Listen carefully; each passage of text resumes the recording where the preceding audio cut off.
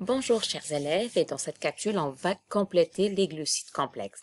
Les glucides complexes, encore là, c'est une chaîne dans laquelle on va retrouver plusieurs monosaccharides qui vont être reliés les uns aux autres. Et comme ils sont formés par plusieurs monosaccharides, on peut les appeler aussi polysaccharides. Poly pour dire plusieurs saccharides. 3 polysaccharides, on va les étudier cette année. On va parler bel et bien tout simplement de l'amidon. L'amidon, c'est quoi? C'est tout simplement une chaîne qui va être formée par tout simplement des molécules de glucose, donc des monosaccharides qui vont se relier les uns aux autres. Où je retrouve l'amidon?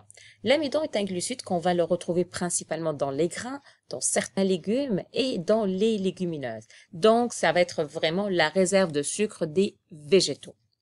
Deuxième type de polysaccharide, je vais parler tout simplement de la forme de stockage chez les animaux. Lorsqu'on mange beaucoup de sucre, beaucoup de glucides, qu'est-ce qui arrive? On ne peut pas garder le sucre dans le sang. On a besoin de le stocker, c'est-à-dire le garder quelque part dans notre organisme. Et pour le stocker, on ne peut pas le stocker une molécule à la fois. Ça va être demandant et trop, on va dire, encombrant pour le corps. Donc, le corps, qu'est-ce qu'il va faire? Il va synthétiser une autre molécule qu'on appelle le glycogène. C'est encore la molécule de glucose qui va être reliée les uns aux autres, mais elle ne va pas juste former une chaîne comme ça, on va retrouver certaines ramifications. Donc, il va relier le glucose dans plusieurs directions. Et il va stocker le glycogène tout d'abord dans les muscles, mais si les muscles sont déjà pleins, il va les stocker dans le foie. Et généralement, si la quantité de sucre dépasse la limite du foie, qu'est-ce qui arrive? Le foie va commencer à transformer ce sucre sous forme de gras. Et c'est pourquoi on parle parfois que on a beaucoup de gras qui entourent le foie et ce n'est pas bon pour la santé.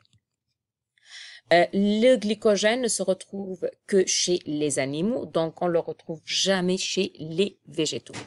Dernier type de polysaccharide, je vais parler tout simplement de ce qu'on appelle la cellulose, ou dans le vocabulaire de tous les jours, on va parler de fibres alimentaires.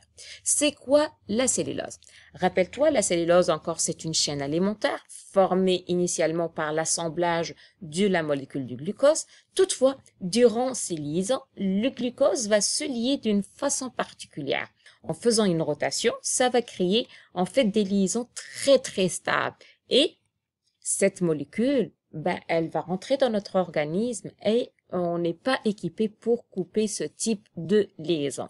Donc, lorsqu'on mange la cellulose, cette dernière, elle va passer dans notre système digestif puis elle va sortir telle qu'elle, donc sans aucune digestion.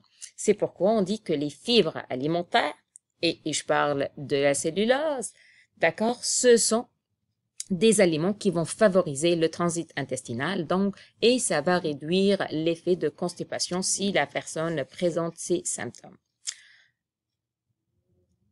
Donc, pour rendre ça en résumé, qu'est-ce qu'on doit retenir des polysaccharides? 3 polysaccharides à retenir. Il s'agit bel et bien de l'amidon, du glycogène, de la cellulose. L'amidon, c'est le sucre qu'on va retrouver chez les végétaux. Le glycogène, c'est le sucre qu'on va retrouver chez les animaux, c'est une forme de réserve.